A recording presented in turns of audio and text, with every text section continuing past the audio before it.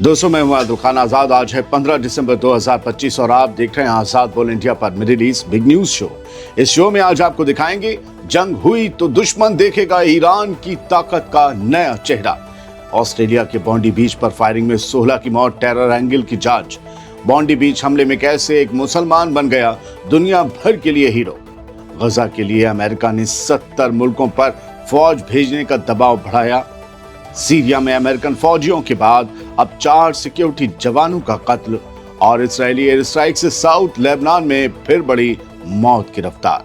शुरुआत करते हैं इस शो की। ईरान ने जंग के लिए एडवांस्ड और नई तैयारी का ऐलान किया है, यानी ईरान ने कुछ नए और बेहद खतरनाक हथियार डेवलप कर लिए हैं और ये सब बहुत तेजी से हुआ है, हफ्तों में या महीनों में। जल्दी अगर जंग छिड़ी तो दुश्मन को ईरान की ताकत का एक बिल्कुल नया और एडवांस्ड चेहरा देखने को मिलेगा। ये कहना है आईआरजीसी के स्पोक्समैन अली मोहम्मद नाहिनी का। स्पोक्समैन का मतलब आईआरजीसी बोल रही है। मेयर न्यूज एजेंसी से बातचीत में नाहिनी ने साफ कहा कि चाहे वो हथियार हो, टैक्टिक्स हो या ऑपरेशनल प्लानिंग हो, ईरान हर मोर्चे पर लगातार आगे बढ़ रहा है और इस सफर में कोई ब्रेक नहीं है। नाहिनी का कहना है कि आईआरजीसी हर फील्ड में नए अचीवमेंट्स की तरफ बढ़ रही है और उन्हें पूरा यकीन है कि आने वाले वक्त में ये तरक्की और तेज होगी, यानी और तेजी से हथियार बनेंगे, नए हथियार, एडवांस हथियार। उनके मुताबिक हम हथियार, टैक्टिक्स और प्लानिंग हर सेक्टर में नई कामयाबियों तक पहुंचेंगे, इसमें कोई शक नहीं।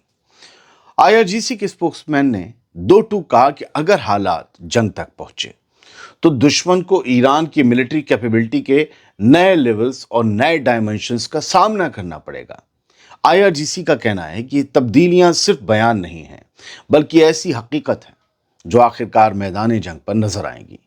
नाहिनी के मुताबिक ये सारे डेवलपमेंट्स ऐसे हैं जिनका असर सिर्फ कागजों या ब्रीफिंग्स तक महदूद नहीं रहेगा, बल्कि जंग की सूरत में दुश्मन खुद अपनी आंखों से देखेगा कि ईरान की ताकत किस हद तक बदल चुकी है। दोस्तों, जब से जून में हमले हुए उसके बाद से लगातार की जो है अब 6 महीने से ईरान की तरफ से बयान आ रहे हैं और अब जो बयान आ रहे हैं पिछले 1.5 महीने से, वो हर रोज के हिसाब से आ रहे हैं। सिर्फ बयान और उसमें वार्निंग्स। कोई इसे लेकर मजाक उड़ा सकता है, लेकिन मैं इसमें एक शुबा देखता हूं कि शायद ईरान के पास कोई इनपुट है कि उसके खिलाफ एक बड़ी तैयारी फिर से हो रही है और इसीलिए वो बार बार अपने दुश्मन को आगाह कर रहा है। बढ़ते हैं आगे। ऑस्ट्रेलिया में कल एक बड़ा कत्लेआम हुआ। आप सबने उसके बारे में सुना होगा। मैं कुछ और डिटेल्स दे रहा हूं। सिडनी शहर के बॉन्डी बीच में हुई फायरिंग में कम से कम 16 लोगों की मौत हुई, जबकि 40 लोग अब भी हॉस्पिटल में भर्ती बताए जा रहे हैं। यह हमला इन 2 शूटर्स ने किया जो रिश्ते में बाप बेटे हैं। इन्होंने ऐसा क्यों किया, यह बात अभी क्लियर नहीं है।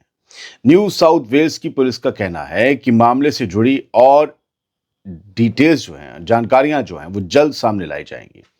पुलिस कमिश्नर हैं न्यू साउथ वेल्स के मल लैनियन, मैं उनका बयान पढ़ रहा था। उन्होंने इस हमले को साफ तौर पर टेररिस्ट इंसिडेंट करार दिया है, टेररिस्ट इंसिडेंट बोला है उन्होंने।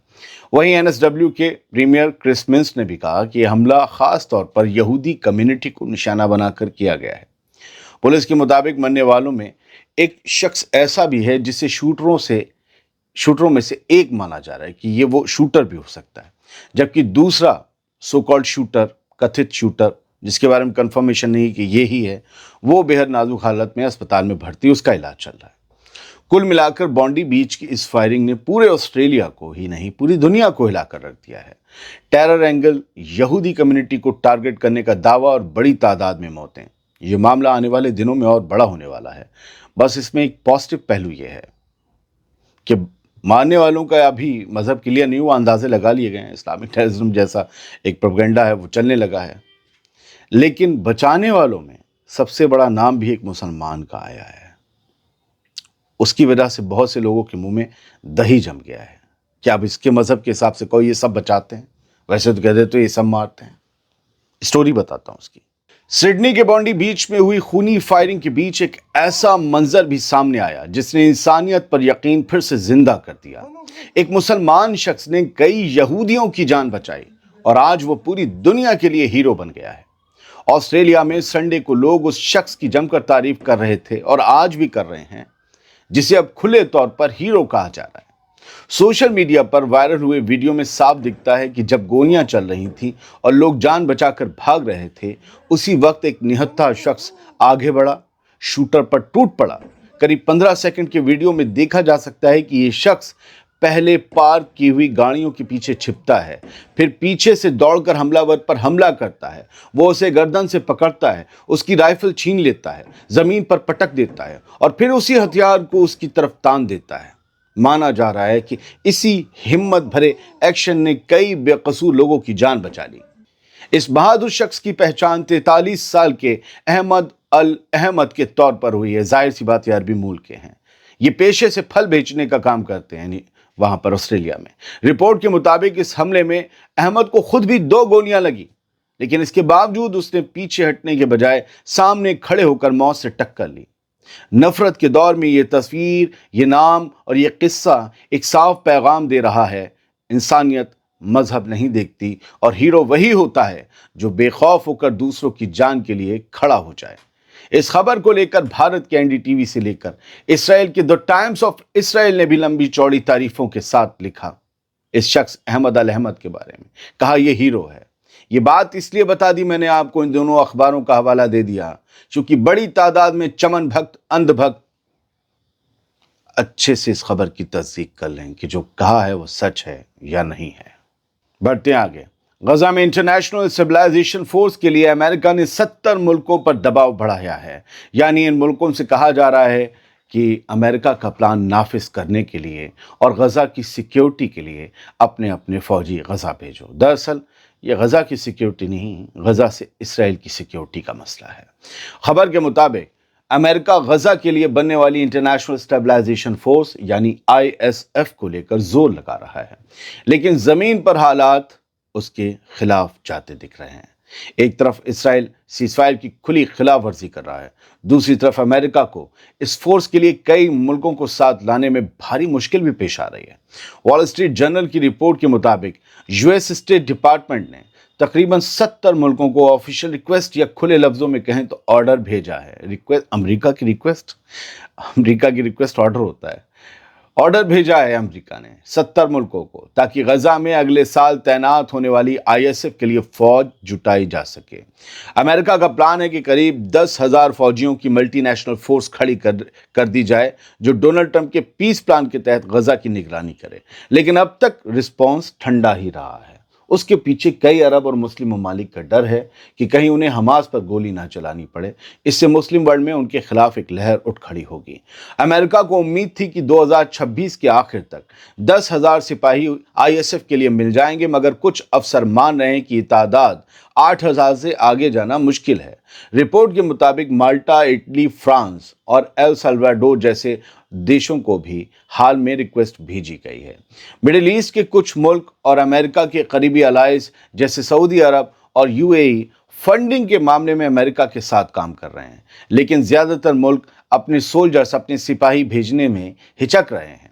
एक US ऑफिशियल के हवाले से कहा गया है कि अब तक 70 में से सिर्फ 19 ममालिक ने इक्विपमेंट, लॉजिस्टिक और ट्रांसपोर्ट सपोर्ट देने में दिलचस्पी दिखाई है। बस 70 में से 19। दोस्तों, अमेरिका की असली परेशानी है हमास को डिसआर्म करना, हमास को निहत्था करना, उसके हथियार छीनना। कई ममालिक को डर है कि उनके सिपाहियों को सीधे हमास से हथियार छीनने के लिए इस्तेमाल किया जा सकता है और फिर इसमें गोलियां चल सकती हैं। हमास पहले ही साफ कर चुका है कि वो हथियार डालने वाला नहीं है। हथियार छीनने वाला किस मुल्क का होगा, फिर हमास को परवाह नहीं होगी, वो गोली चलाएगा, क्योंकि वो उसके वजूद की बात है। जब तक हथियार हैं, हमास हैं, हथियार खत्म, हमास खत्म। हालांकि हमास ने हथियारों के फ्रीज की बात जरूर कही है, लेकिन इसराइल इस फ्रीज पर राजी नहीं। बढ़ते आगे खबर सीरिया से। अमेरिकी सिपाहियों के बाद अब अल शरा के फौजियों का भी कत्लेआम हुआ है। सीरिया में हालात और बिगड़ते जा रहे हैं। अमेरिकी फौजियों पर हमले के बाद अब सीरिया की सिक्योरिटी फोर्स को निशाना बनाया गया है। इदलिब प्रोविंस में गनमैनों ने, हथियारबंद लोगों ने सिक्योरिटी फोर्स के 4 जवानों को गोली मारकर कत्ल कर दिया। सीरिया के इंटीरियर मिनिस्ट्री के मुताबिक यह हमला मारात अल नुमान रोड पर हुआ, जब रोड सिक्योरिटी डिपार्टमेंट की पेट्रोल पार्टी ड्यूटी पर थी। इस हमले में 4 जवान मौके पर ही मारे गए, जबकि 1 जवान जख्मी भी हुआ। सीरिया की सरकारी न्यूज एजेंसी है सना, اس نے بھی اس فائرنگ کی تصدیق کی ہے، لیکن ابھی تک حملہ وروں کی پہچان سامنے نہیں آئی ہے۔ دھیان دینے والی بات یہ ہے کہ ادلب علاقہ پہلے آرمڈ گروپس کا، ہتھیار بند گروہوں کا مضبوط گڑھ ہوا کرتا تھا یا ہے بھی، اور یہیں سے پچھلے سال بشار الاسد کی حکومت کے خلاف بڑی کارروائی شروع ہوئی تھی۔ یہ حملہ ایسے وقت میں ہوا ہے جب صرف ایک دن پہلے پالمائرا میں جوائنٹ یو ایس سیرین پیٹرول پر حملہ ہوا تھا، جس میں 2 امریکی سولجرز اور ایک ٹرانسلیٹر مارے گئے تھے۔ امریکی صدر ڈونلڈ ٹرمپ نے اس حملے کو ISIS کا حملہ بتایا اور سخت بدلے کی وارننگ بھی دی ہے۔ بتایا جا رہا ہے کہ سیریا کی سیکیورٹی فورسز امریکی فوجیوں کے قاتلوں کے پیچھے لگی ہوئی ہیں، اور اسی بیچ سیریا کے فوجیوں کا قتل ہو جاتا ہے۔ مطلب صاف ہے کہ سیریا میں بندوقیں اب بھی بول رہی ہیں، اور خون کا سلسلہ تھمنے کا نام نہیں لے رہا۔ نشانے پر الشرا اور ڈونلڈ ٹرمپ کے فوجی ہیں۔ اسرائیل نے ایک بار پھر سیز فائر کی دھجیاں اڑاتے ہوئے ساؤتھ لیبنان میں ایئر سٹرائکس کی ہیں۔ اسرائیلی فوج کا دعویٰ ہے کہ اس نے 3 حزب اللہ ممبرز کو مار گرایا ہے۔ لیبنانی ہیلتھ منسٹری کے مطابق یہ حملے یاتر، صفد البطیخ اور جویہ قصبوں میں ہوئے، جہاں اسرائیلی بمباری میں 3 لوگ مارے گئے۔ مطلب صاف ہے کہ سیز فائر کاغذوں میں زندہ ہے، زمین پر نہیں۔ ساؤتھ لیبنان میں اسرائیلی حملے لگاتار جاری ہیں، اور ہر نئی اسٹرائک کے ساتھ حالات اور زیادہ سلگتے جا رہے ہیں۔ ادھر حزب اللہ 1 سال سے زیادہ مدت ہو جانے کے باوجود خاموش بیٹھا ہے۔ روز اپنے لوگوں کے مارے جانے کے باوجود اس نے اسرائیل پر ماچس کی ایک تیلی تک نہیں پھینکی، لیکن اسرائیل ہر روز اس پہ حملے کر رہا ہے، یہ بہانے بنا کر کہ حزب اللہ ہم پر حملے کی تیاری کر رہا تھا۔ فی الحال حزب اللہ کے چیف سمیت زیادہ تر کمانڈرز اور لڑاکے انڈر گراؤنڈ ہیں، کیونکہ اسرائیل ان کی بھنک لگتے ہی ان کی لوکیشن پر بمباری کر دے گا۔ کچھ خبریں یہاں سے۔ غزہ انہی ویسٹ بینک میں بھی لگاتار IDF کا ایکشن جاری ہے، اور آج کی ہیڈ لائن بتاتی ہے کہ 2 اور فلسطینی مارے گئے ہیں اسرائیلی فوج کے حملوں میں۔ اس میں ایک 16 سال کا لڑکا ہے، جبکہ ایک دوسرا نوجوان ہے جو ہیبرون میں مارا گیا۔ لڑکا جنین میں مارا گیا تھا۔ ویسٹ بینک کے حالات صحیح نہیں ہیں، لگاتار وہاں پر ایکشن ہو رہا ہے، اور لوگوں کے گھر توڑے جا رہے ہیں، لوگ مارے جا رہے ہیں۔ یہ دوسری ہیڈ لائن کہتی ہے کہ اسرائیل نے لگاتار سیٹلمنٹس بنانے کا دائرہ بڑھا دیا ہے، اس میں بہت تیزی لا دی ہے، اور ویسٹ بینک میں جس تیزی اور جس سپیڈ سے یہ سیٹلمنٹس، یہ یہودی سیٹلرز کی ناجائز بستیاں بن رہی ہیں فلسطینی زمینوں پر، وہ تیزی 2017 کے بعد سے، یعنی 8 سال بعد سب سے بڑی تیزی ہے، یہ یونائٹڈ نیشنز کی رپورٹ کہہ رہی ہے۔